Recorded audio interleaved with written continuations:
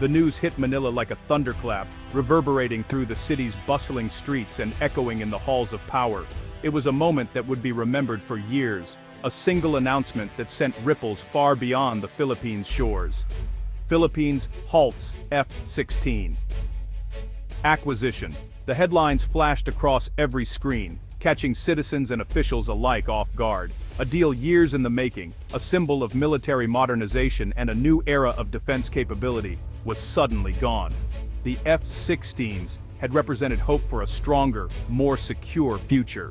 In Washington, Pentagon officials were frustrated, their plans upended in an instant. In Beijing, there was quiet relief, a subtle but unmistakable sense of victory. The F-16s would have signaled American commitment to its ally and served as a powerful deterrent to Chinese ambitions in the contested waters of the South China Sea. Their presence would have shifted the balance, sending a clear message to the region. Now, that signal was lost. The runways remained empty, the skies quieter than expected, and uncertainty hung in the air. In the Philippines, confusion and disappointment spread quickly. People gathered in homes and public spaces, searching for answers and trying to understand what this meant for their country's future. For the armed forces, the F-16 was the ultimate prize, a leap into the modern era, a chance to stand shoulder to shoulder with the world's best air forces. Pilots had dreamed of flying these jets, and strategists had built entire defense plans around them. Its cancellation felt like a step backward, a blow to national pride and military capability. The sense of loss was palpable, not just among soldiers, but across the nation. The Department of National Defense cited budget constraints and shifting priorities, but for many, the explanation did little to ease the sting of disappointment. The announcement was brief, but the impact was profound. It left a void in the country's defense plans and raised difficult questions about the future. Pilots and strategists, who had built plans around the F-16, were left with uncertainty, forced to reconsider their options and adapt to a new, less certain reality.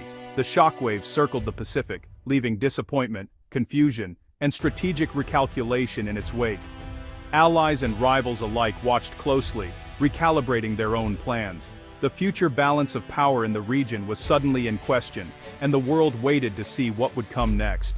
The F-16 was never just a jet for the Philippines, it was a statement. It embodied the US-Philippine alliance, a living partnership backed by cutting-edge hardware. For a nation long overshadowed, the F-16 promised a return to relevance and pride. It was a leap in capability, a multi-role fighter able to defend airspace, deter threats, and join elite military exercises. Flying the F-16 would have placed the Philippines among top regional powers, deepening integration with allies.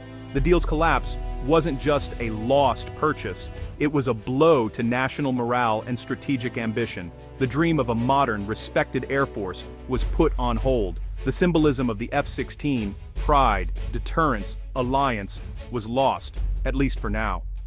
The nation was left to reconsider its path forward. The F-16's shadow lingered, a reminder of what could have been. Disappointment swept through the Philippines, touching every corner of the nation as the news broke. The collapse of the long-anticipated F-16 deal sent shockwaves through both the military and the public. For the Air Force, it was more than just a lost contract. Pilots and crews felt a deep, personal loss. Years of rigorous training, countless hours of preparation, and the hope of flying world-class jets all suddenly vanished. The F-16 had become a symbol of their aspirations, representing not only professional achievement, but also the promise of a stronger, more secure nation. Without it, the Air Force was left with aging, less capable aircraft, tools that felt inadequate in the face of rising regional threats and modern challenges. Among ordinary citizens, frustration and anxiety grew. Many saw the F-16 as essential for defending Philippine interests, especially in the contested waters of the South China Sea, where tensions continue to escalate. The deal's cancellation was widely interpreted as a setback, a sign that the country's political will and resolve were being tested on the global stage. National pride suffered a blow. Backing out at the final stage was seen by many as a national embarrassment, raising doubts about the country's ability to follow through on its commitments. The government quickly found itself under fire, criticized for failing to secure what many believed was the nation's most important defense asset. Trust in leadership wavered, and skepticism about future military deals began to grow, casting a shadow over the country's defense planning. The grounded F-16 dream left a vacuum, public disappointment, military frustration, and a host of tough questions about the nation's security and preparedness. Now, the Philippines was forced to confront a difficult reality and rethink its entire defense strategy for the years ahead.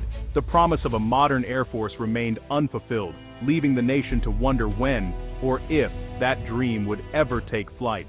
The F-16, or Viper, is a global benchmark for air power. For the Philippines, it meant defense, prestige, and alliance. Its advanced systems would have transformed the Air Force's ability to patrol and defend vast maritime domains. Operating the F-16 would have signaled technological sophistication and renewed strength. It was a direct plug into the U.S. military ecosystem, shared training, seamless joint operations, and deep alliance. No other platform offered the same level of integration with the U.S. The F-16 was more than a weapon. It was a strategic commitment and a deterrent. Its cancellation left the Philippines searching for another way to project strength. The challenge: how to fill the void left by the Falcon. The Philippines, a nation of over 7,600 islands, faces immense defense challenges. Its vast, exclusive economic zone is rich and vulnerable, making air power essential. The main threat comes from the South China Sea, where Chinese vessels frequently test Philippine resolve. Without a capable air force, the country struggles to respond to these incursions. A true multi-role fighter would provide rapid response and deterrence. The current F-50s, while useful, lack the range and power of top-tier jets. The Philippines' location makes its stability vital for the entire Indo-Pacific. Building credible air defense is not just a national priority, it's a regional imperative.